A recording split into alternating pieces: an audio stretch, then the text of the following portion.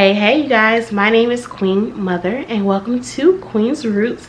Here on my channel I teach you all about spirituality and how to live the life that you desire to live, and by using the metaphysical tools in your day-to-day life. Okay, in today's topic I want to dive into what goes into being in the occult. Now you guys, this video was inspired by my sister because she likes to be like, girl, you are a witch, and I just be like, girl, I'm not a witch. So I know I've already done a video like telling you guys the difference between the two, but I wanted to kind of let you know like what goes into the occult, because so much mythicism is built on the occult and everything that goes with it, and so many people are interested now into the occult because they're not being killed and criminalized for being members of the occult. So I wanted to kind of tell you exactly what goes into being in the occult. Now this video may be like a part 1, I may do a part 2 at a later time, but I just wanted to kind of give you a brief overview of what really goes into being in the occult. Now I want to start off by saying you don't have to sign your soul over. You're not signing yourself over to the devil. There is no such thing in doing that. You may make bad deals and bad choices, and that may be a way that we like to phrase things, but there's no way that you can sign anything that really you have no real ownership over, you know, to someone else. Now I know every single day I sign my soul over to corporate America and I have to go to work until you guys can, like, you know, start subscribing and really watching, and then I can just stay home and make content all day. But until then I have to go to work. So I'm selling my soul and my time to, you know, make money. But this whole notion that in order to obtain fame and wealth that you have to sell your soul to the devil is so false. It's so not real. There is no one to sell your soul to. Okay, I can't imagine like getting a pen, sign my soul in blood. Like, that is some BS to me. But you know, that is just me. The spiritual system is not in place to entrap people or harm people. Yes, there may be low level entities out there that come from, guess who, you all? Our crazy asses, right?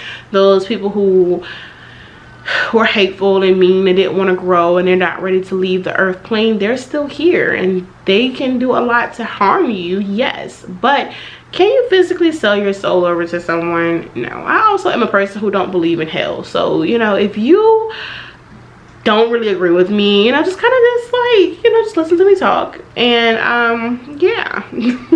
Keep your beliefs to yourself, right? But I don't really believe that there's a way of selling your soul. I have no way to access my soul physically, like right now. I have no way to access it. You have no way to access it. No one has that way, because if we could, I think physically, from a physical way, the spiritual journey would not be so important if I could just leave whenever I wanted to, if I could just give my soul over to someone else whenever I decided to. So that notion is scratch. You don't have to sell your soul, you don't have to sell your children, you don't have to do any of this stuff to be in the occult. Okay, now when it comes to money, you don't have to pay hundreds and thousands of dollars to be in the occult. Now I am saying the occult is a general term, but please understand that there are different diasporas that goes with it. There are different components, there are different religions, there are different subsections in it, and each and every one of them may have their different requirements when it comes to initiations and things like that. But you do not have to spend over hundreds and thousands of dollars and millions of dollars to be in the occult. Now, just like any membership, just like any group, there may be fees. Things cost money, especially when you're looking at doing initiations. You may have to travel. You may be required to use certain herbs that may be hard to obtain, or the fact that you're paying for someone's money and energy to induct you into a culture or religion that you need to be initiated in. They're going to do it. Some people do expect fees, and that is okay. If you can afford it, afford it. But if you cannot, do not put yourself in debt trying to join an organization or group or religious practice because you feel like you have to pay that. And honest to God, this goes for churches as well. You know, a lot of them don't like to put it that way, but you pay membership fees through those tithes and offerings. Yeah, I know they like to make it cute and make it seem like it's mandatory, but exactly what are you paying for? Membership fees. You're paying so you can have the building. You're paying so the pastor can get paid, because the pastor just wants to be like me and sit home and make content all day for you, right? So you're paying for those people and those times. So look at it that way. Is it a requirement? No. But do you need money to do some of these things? Yes. And be mindful, everyone be mindful out there, so you're not being taken advantage of. Use common sense, ask questions, verify like what it is that you need to know, so that way you're not being taken advantage of. Put yourself first. You can still learn about a religion. You can still learn and connect with God. You can still connect with your spirits and ancestors from your home. You don't have to be a part of an organization. The organizations and the groups or cults or what do they call them? Covens, which is called them. You can be a part of them because it gives you that community of like-mindedness, and it gives you the opportunity to learn from each other and to get to be around people that are in the same, you know, field as you. So, do membership comes with those? Yes, but it's not necessarily always required to obtain a spiritual lifestyle. Now, my biggest thing is changing of your name.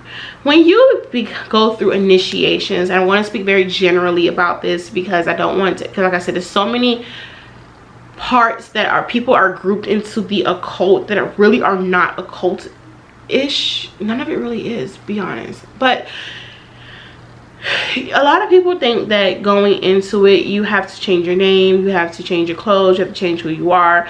There may be certain aspects of it. You will get titles, and you may have to change your lifestyle. You can't ask to be and study to be someone that's a devotee, and you're still like, I don't know, carrying on and doing other stuff. You know, you can't want to be a pastor or a priest and you're still like out here in the streets. You know, even though they do be out here in the streets, but you can't do that, because with those titles come, with those changes of lifestyle, you have to embrace your titles and you have to go forward. Not everyone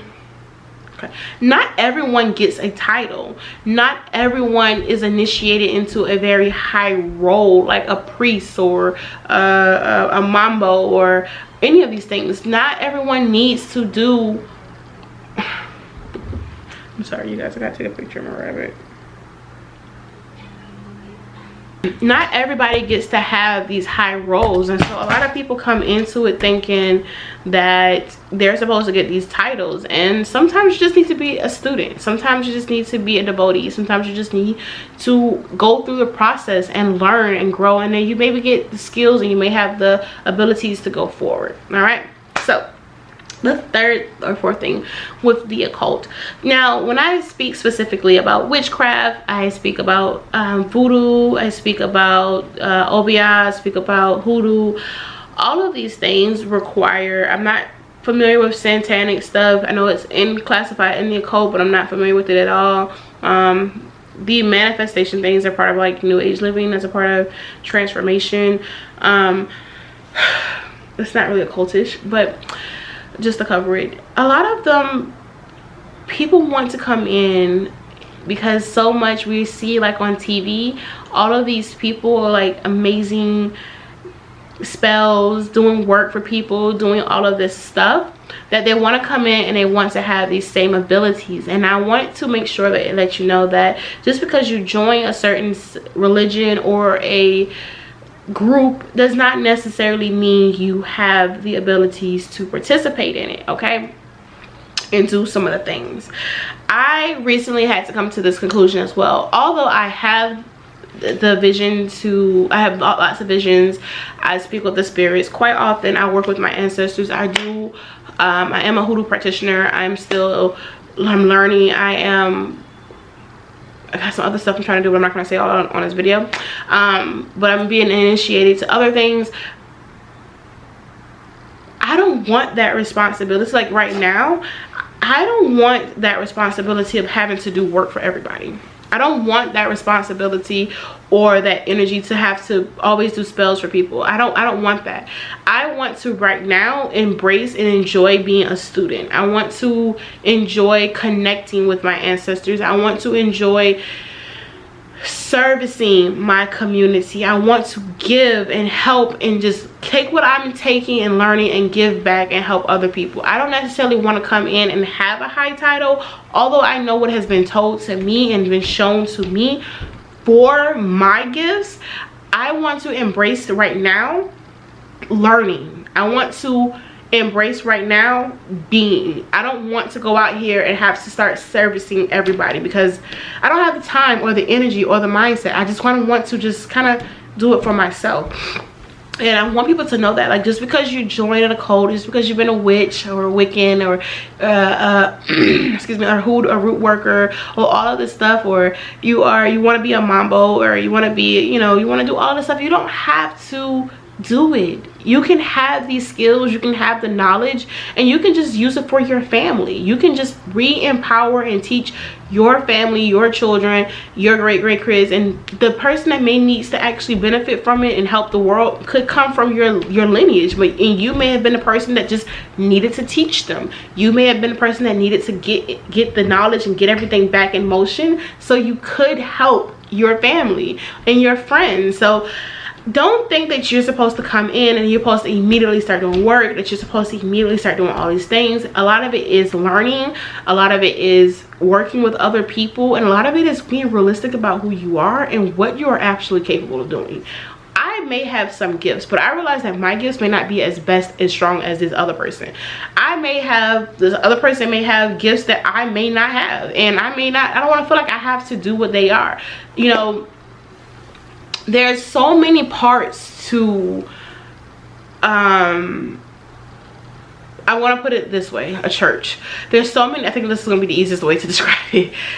There are so many parts to a church. You need the audience. Who are you teaching to? Who are the flock? Who are the devotees? Who are the people that's going to be there? You need the teachers. You need the person that's going to count the money. You need the people that's going to be the security, that's going to keep everybody in line. You need the choir. You need the choir director. You need the person that's going to clean the damn bathrooms. You need the people that's going to clean the building. You need all of these people to run a successful organization, to have a healthy place for people to come and worship and learn. Everybody can't be the pastor. Everybody can't be the deacon, the deaconess. Everybody can't be the one counting the money. Everybody can't do all these things. So look at it that way. Everybody can't be the high priestess. Everybody can't be the lead. I don't know like what Wiccans or witches do, but everybody can't do every little thing. It's not your job to do. There may be some people who may specialize specifically in love spells. There may be somebody who specifically specializes in healing and working with herbs, and who just has the knowledge on what herbs to use. There may be someone who is good at working with the spirits and can work in the graveyard and who can do all of that work. There may be somebody who just needs to oversee it all. You don't have to have a higher title and a purpose to do anything, okay? All right, so the next thing I wanted to talk about was getting into the cult, what to expect. You have to be willing to learn. There is a lot. I feel like we really rush into things. I want to put myself in this as well. We rush into it because it's so exciting. It's not what's on TV. It's not what you see on TV at all. Remember, TV is for money purposes only. This is for entertainment. They need to make money. So it's not what you see on TV. It's not like that at all. There is more to these cultures. There are more to these groups. There are more that you need to learn, and you need to understand why. So I'm always going to tell every and anybody, that's why my channel is here, is to teach you what it is, why it is, and to help you kind of direct you on where to continue to find more information. Because so many of us are rushing into this and don't know what to look for, and there's so many people out there that are taking advantage of us in the process, that you're kind of like, you get burned and you're like, I don't know what I want to do, and you're like, it's fake, and you want to go back to church, right? No, take your time. A lot of these customs and groups, people have been born and raised in them. They have been passed down from generations to generations. I know when it comes to the African American community here in America, a lot of it has been lost because we were threatened out of being in ourselves. We were threatened out of our history. A lot of people wanted to stay Christians. They were afraid of it. They didn't understand it. They didn't want to pass it on to them. They wanted to get away from it. They saw something that spooked them. They didn't want to be a part of it. They didn't want to teach somebody about it. Nothing. So all of the traditions and family and things like that kind of passed, you know. Not everyone is supposed to do everything. Everybody's not supposed to be a worker or do everything. Like, you guys, you just give yourself time to really learn through this entire process, okay? I like to joke and say, know who you are. I don't argue with people about it, but I just tell my sister, because she's so sickening with it. She's like, oh my god, you're a witch. And I'm like, I'm not a witch. No offense to the witches out there, but I'm like, I'm not a witch. I'm really and truly am not a witch. And her thing was, well, it all looks the same, you're all doing the same thing. Because my daughter was like, oh mom, I'm gonna put a spell on you or something, and she was like, see, witches put spells on people. And I was like, no, that's the term she may have used, but you have to understand, and I don't mean any offense to anyone, the occult has been pretty much on the run, right? Okay, right? But it's been in hiding for so long, and I hate to bring this back to a racial standpoint, but when you look at within all cultures came to a point where they did not want to work with their local healers, their witch doctors, or hoodoo doctors, or whatever they want to call it. They didn't want to work with those people, and they were crucifying them. So when it comes to the Americas, and I want to talk about the Americas only because that's the only thing I can talk about, because that's what I know. All right, so when it comes to witchcraft stuff here, we look at things like the Salem witch trials and all of those things. Those women, those were what kind of women? Right, those white women, those white men, those people, they were acknowledged and they were celebrated. So their history of being crucified and being so negative is on display. It is celebrated, it is honored, it is like, this is commemorated for who they are. So that term witchcraft is from them, whereas for Africans, we had to hide ours. So Black Americans here, no one knew about it, and then when it did become celebrated, and it came in the form of voodoo, and voodoo was celebrated because of in Louisiana, but in truthfully speaking, it's throughout the entire South. And it's different, there's different subsections for it, but it's throughout the entire South. Now, I say that to say this: just because some of them look the same, and they may use some of the same herbs, and because a lot of people take from some cultures, and they like to, what they call them, electric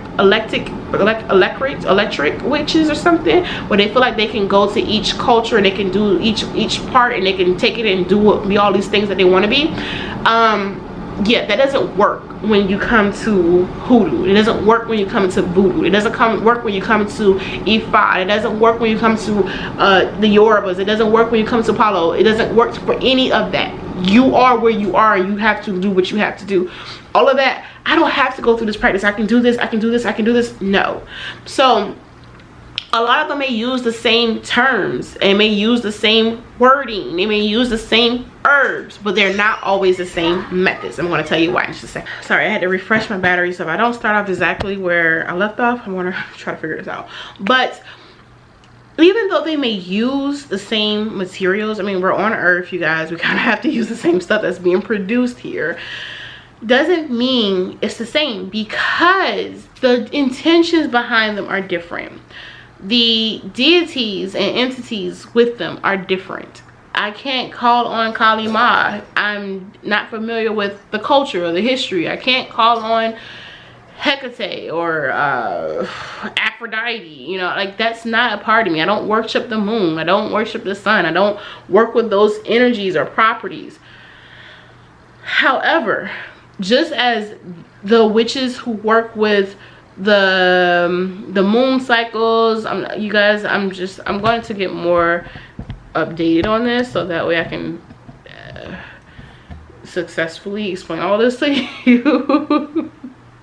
But they're not going to call on the Loa. They're not going to call on Baron. They're not going to call on Papa Legba. They're not going to call on Samdi, Baron Samdi. They're not going to call on Yemaya. They're not going to call on my ancestors. They're not going to call on Eshualegwa. They're not going to call on Oshun. They're not going to call on these deities, no matter how similar they may look. They're not going to do that. They're not going to call on work with Isis or Hathaway, whatever. They're not gonna do any of this. You understand? That's the difference between them. That's why witchcraft is witchcraft, and that's why you have witches. That's why voodoo is voodoo, and you have voodoo, and you have the lawa that goes with that. That is why hoodoo is hoodoo, or conjure, and you have the root workers and the medicine man and all that other stuff that comes from that. That is why Palo Bayambe is what it is. Like, you know, they work with the Orishas sometimes too, but they work with other spirits. That's why the Yoruba, they have different deities, different ways they honor those deities, different ways they work with those spirits, different ways they acknowledge those spirits, different results from different things. The systems are completely different. The language is completely different. It is different. So my sister's like, well, it all is the same thing. No, to an outsider, yes. To someone not knowledgeable about all of it, you can think it is, but it's not. You know, even when it comes to the Yoruba faith and voodoo, because all of them started from the Yoruba and the same deities transferred over, well, the people came, you know, okay, I'll say this correct. The slaves were, you know, taken from there, and everybody pretty much had to, from different islands and stuff, they were scattered from, you know, the Virgin Islands, Jamaica, and Haiti, and all of that stuff to the Americas. They all kind of had to combine it all together because they were trying to hide it, and they all started saying, hey, I got from this, I know that, I know this, and they started blending it all together. So some of the, I said all, God, I don't know, I don't feel like really going all into depth to say all I need to really say, but I say that to say that some of the Lawas are very similar to some of the Orishas, and it's not the same. They're completely different, you know. So you can't just generalize everybody, which is why I don't like the word occult. I don't like that is all put together, because you don't mix Judaism, you're not mixing Christianity, you're not mixing Muslims, you're not mixing spiritualists, you're not mixing Protestants and everything else. You're not mixing them together as one thing. Okay, they probably are mixed together as religion when you, like, I'm thinking like from the book section of it, but they're not. You know that there's subsections instead of like thinking it's all the same. I don't work with the cauldron. I don't at all. Whereas a witch may not work with the roots like I may work with the roots. They may not honor and give use oils, and they may do candle magic completely different from the way I do candle magic. The way that my practices were created was completely different from theirs, you know. So it's a completely different process, you know, from all of it. So I'm not a witch. I say that to say that. I'm not a witch. And when you're learning these, learn who you are and what it is that you want to do. Especially when you're coming into African spirituality, because it all seems so similar, because it's so much, look at it as this. Take your time, learn about each and every one of them. Learn truly resonates with you. Learn how you want to do it. The people of Santeria does not operate as the people of Ifa traditions do. Completely different. But because you may say, oh, they honor the Orishas, they do this, it's not the same. It is not the same.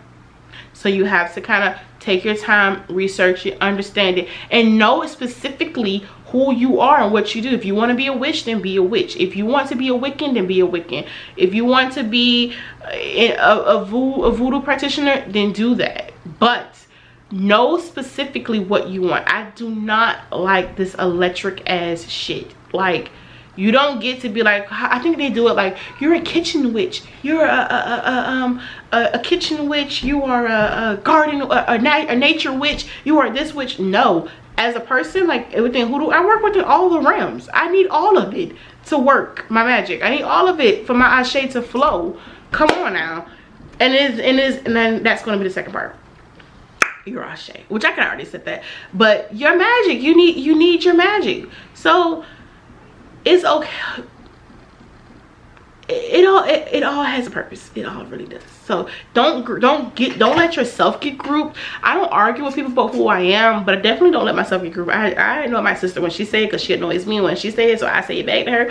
But she just looks at it like that. A medium does not mean they have psychic abilities. A medium doesn't mean they're a witch. A medium doesn't mean they're part of hoodoo or they're working with ancestor work. That's not the same, you know. So don't think just because someone can tell the future, they can read some cards, that it's the same thing. It's not. All right, so those are some things that you can look for into when it comes to the occult. I hope that gives you a little bit of an insight. I'm going to do a part 2 to this. I will be a little bit more organized with that video, but I'm going to do a part 2 for it for you guys, so that way I can help you better understand like what is actually required when you're going into these kind of groups. Like when I am going to do each and every one of the groups. Now I am taking a bit of a redirection with my channel. I want to stick to the educational part. I don't necessarily want to really get into giving you like the day-to-day things on how everything is done within the things, because I feel like some of that needs to be kept secret. It needs to be kept sacred. So I'm not going to be giving you like rituals and how to do things like that. There are plenty other YouTubers out here who do it, and they give really good stuff, information. So if you want to find it, you can find it out there. But I want to just make sure I am covering for those who were just getting started, what to expect, what it looks like, what to expect from it, how to get started, and that is it. The details of it all, when you get into these organizations, I feel like you should learn them in person with the person to kind of guide you on why you're doing certain things, how you're doing certain things, because my way of doing certain things is not going to be your way of doing it. And I don't necessarily always want to give out everything from my practices to you all who are going to take advantage of it, and I don't think that's just like my job to do. All right, you guys, that is the end of this video. I will talk to you later. Bye. If you like this video, make sure you hit that subscribe button down below with that little bell. Yes, right, for those post bell notifications. I post every Tuesdays and Thursdays. And don't forget to check out my apothecary shop, spiritsandsouls.com. I will list it in the description down below, as well as follow my Instagram at spirits and souls. And if you want to get any readings with me, or you talk to me, or have any questions, you can always email me at spiritsandsouls@gmail.com. and all of this information will always be listed in the comments box below. All right, bye.